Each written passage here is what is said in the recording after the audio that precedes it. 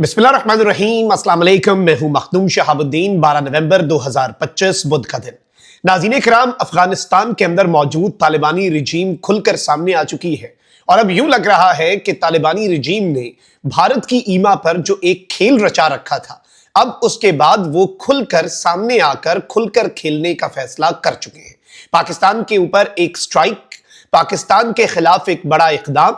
इस वक्त काबुल से बड़ी ब्रेकिंग न्यूज है, जिसके बाद पाकिस्तान जो है, चूंकि पाकिस्तान ने भी in the next few hours जो खुदकुश हमले हुए हैं, बिलखुसूस जो कैडेट कॉलेज वाना पर हमला हुआ और जो विफाकी दारुल हुकूमत इस्लामाबाद में G11 कचहरी के बाहर हमला हुआ, उसके बाद अब पाकिस्तान का सबर जो है वो जवाब दे चुका है और पाकिस्तान ने भी कुछ बहुत बड़ी स्ट्राइक्स करनी है। ये तो कंफर्म्ड है।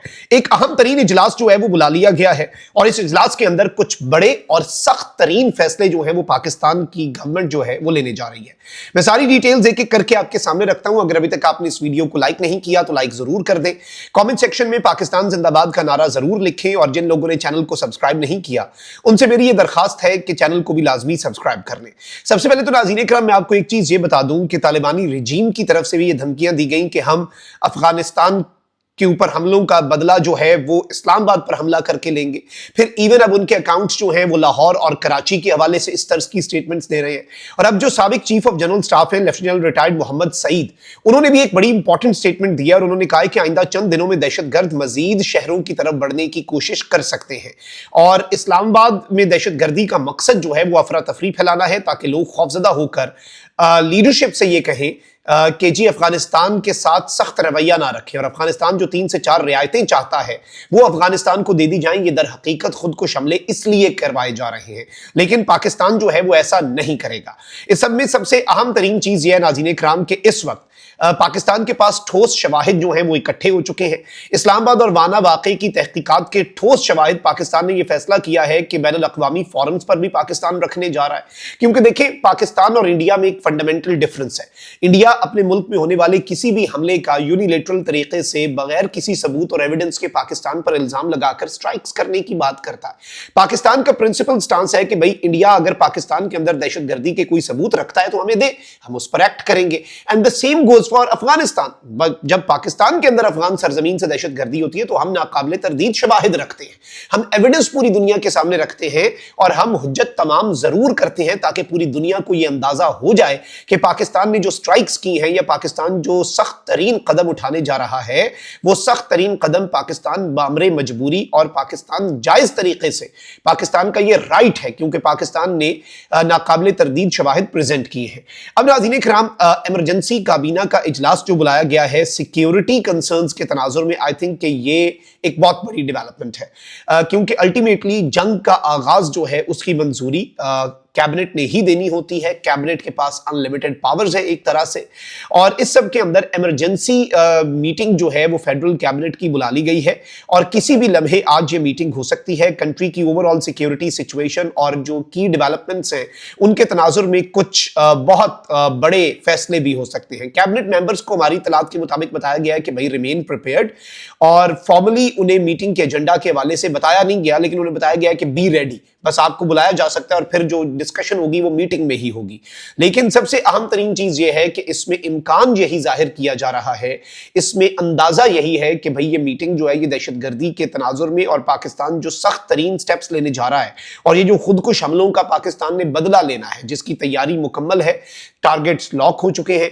It will take a few minutes for the Pakistan air force कि वो जाकर रंदा फेरे, तबाही फेरे, और बॉर्डर के ऊपर आर्मी ने भी अपनी तैयारी कंप्लीट कर ली हुई है। तो अगर हम उस तनाजुर में भी देखें तो बहुत कुछ पाकिस्तान का ऑलरेडी तैयार है, बस फाइनल ऑर्डर जो है और फाइनल जो अप्रूवल है फ्रॉम द फेडरल कैबिनेट वो रहता है। अच्छा, दूसरी तरफ तालिबानी रिजीम जो है वो भी अगर हम ये कहें कि खुलकर सामने आ चुकी है तो ये कहना कतन गलत नहीं होगा। तालिबानी रिजीम जो है वो पाकिस्तान मुखालिफ जो उनका एक नैरेटिव वो रखते हैं, ये सारी चीजें हम उनकी ऑलरेडी ऑब्जर्व भी कर चुके हैं, पहले देख भी चुके हैं। और आज उन्होंने तिजारत के वाले से भी, बिकॉज दे नो, दो चीजें उन्हें पता है। एक तो उन्हें यह पता है कि भाई उनकी सरजमीन से दहशतगर्दी पाकिस्तान के खिलाफ होती रहनी है। दूसरा, उन्हें यह पता है कि वो उस दहशतगर्दी के खिलाफ कुछ नहीं कर सकते क्योंकि उनके अपने इंटरेस्ट हैं और फिर इंडिया का प्रेशर और इंडिया की फंडिंग भी है।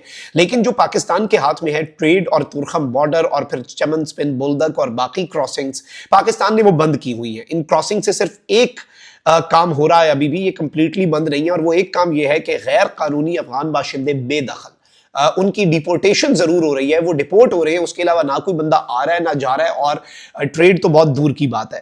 اور اب افغانستان کے جو نائب وزیر اعظم برائے اقتصادی امور ہیں، وہاں کی اکانومی کو جو دیکھتے ہیں، ملا عبدالغنی برادر نے ایک بڑی امپورٹنٹ اسٹیٹمنٹ دی، and I think this is a very big geopolitical shift Afghanistan کی پالیسی، اور افغانستان شاید پاکستان کے ساتھ اختلافات کو اب طویل مدتی اختلافات میں کنورٹ کرتا ہوا نظر آ رہا ہے، اور انہیں پتا ہے کہ ہم نے سدھرنا نہیں ہے، اور پاکستان کی لیڈرشپ کا ریزالو انہوں نے پہلے ہی دیکھ لیا ہوا ہے کہ وہ رعایت یا بچت تو کر نہیں رہے۔ تو اب ملا عبدالغنی برادر نے افغان تاجروں کو کہا ہے کہ انہیں تجارت کے لیے پاکستان پر انحصار اب ختم کر دینا چاہیے، اور افغان تاجروں کو متبادل راستے اپنانے چاہیے۔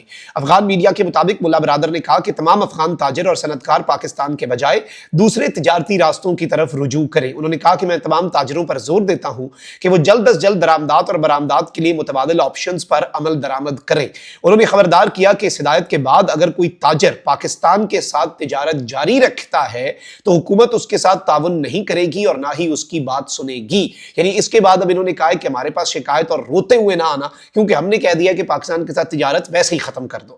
ملا برادر نے پاکستان سے درآمد شدہ ادویات کے معیار کو ناقص قرار دیتے ہوئے اعلان کیا کہ ادویات کے درآمد کنندگان کو 3 ماہ کی مہلت دی جاتی ہے کہ وہ اپنے پاکستان کے ساتھ تجارتی کھاتے بند کر دیں۔ اب افغانستان میں ادویات اور باقی چیزیں بھی جاتی ہیں۔ اب یہ ان کا ایک مائنڈ سیٹ ایسا ہے کہ یہ اس طرح کے ایکسٹریم سٹیپس اپنی عوام، لیکن اس کا الٹیمیٹلی اثر طالبانی حکومت کے کمزور ہونے پر ہی پڑے گا، کیونکہ ان کی اکانومی افیکٹ ہوگی۔ پاکستان کو رتی برابر فرق جو ہے وہ نہیں پڑنا، بلکہ تھوڑا سا پڑے بھی تو آٹے میں نمک کے برابر ہوگا پاکستان کے اندر جو فرق پڑتا ہے اگر یہ ٹریڈ پرماننٹلی بھی بند ہو جاتی ہے۔ لیکن افغانستان کے لیے جو فیسلٹیز پاکستان نے دی تھی، دنیا کا کوئی اور ملک انہیں وہ دینے کے لیے تیار نہیں ہے۔ اب یہ نمک جو ہے اس کی قدر نہ کرے تو وہ ایک الگ بات ہے۔ اب اس میں انہوں نے دعویٰ کیا کہ افغانستان کو اب درآمدات اور برآمدات کے لیے متبادل تجارتی راستوں تک رسائی حاصل ہو چکی ہے، یعنی پہلے ہمیں نہیں تھی تو ہم پاکستان جاتے تھے، اب ہمیں رسائی حاصل ہو چکی ہے، اور خطے کے ممالک کے ساتھ اقتصادی تعلقات ماضی کے مقابلے میں کہیں زیادہ بہتر ہوئے ہیں۔ یعنی پہلے تو کوئی دوسرا ملک ہماری سنتا نہیں تھا، اب انہوں نے کہا کہ اب ہمارے پاس آپشنز بھی آ گئے ہیں۔ ملا برادر نے کہا کہ پاکستان افغانستان کے ساتھ اگر تجارتی راستے دوبارہ کھولنا چاہتا ہے تو اسے ضمانت دینا ہوگی کہ راستے آئندہ کسی بھی صورت بند نہیں کیے جائیں گے۔ مطلب this is a way of threatening Pakistan. But Pakistan, میں دیکھ رہا تھا بہت سے لوگ اس خبر کے اوپر ڈیجیٹل میڈیا پر، سوشل میڈیا پر تجزیہ دے رہے تھے کہ الحمدللہ بڑی اچھی بات ہے، ہمیں رکھنا ہی نہیں آپ کے ساتھ اقتصادی اور تجارتی تعلقات، متبادل راستے اپنائیں۔